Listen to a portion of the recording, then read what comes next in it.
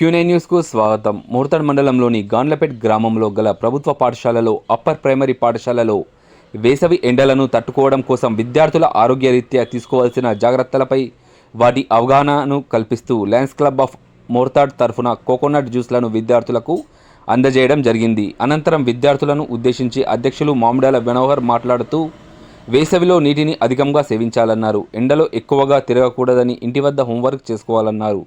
మంచి అలవాట్లు నేర్చుకోవాలని, క్రమశిక్షణతో మెదులుకోవాలని సూచించారు.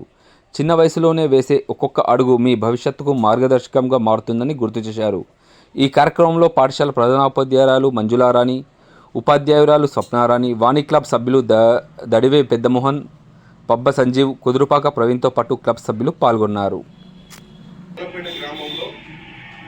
ప్రభుత్వ పాఠశాలలో పిల్లలకు ఈ యొక్క వేసవి సందర్భంగా కోకోనట్ బాటలను మేము డిస్ట్రిబ్యూట్ చేయడం జరిగింది క్లబ్ తరఫున.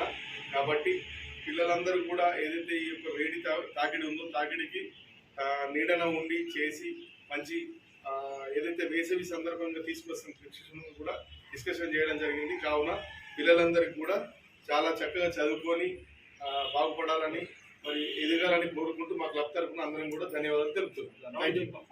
ఎప్పటికప్పుడు వార్తలను వీక్షించేందుకు Q9 న్యూస్ ని సబ్స్క్రైబ్ చేసుకోండి, లైక్ చేయండి, షేర్ చేయండి.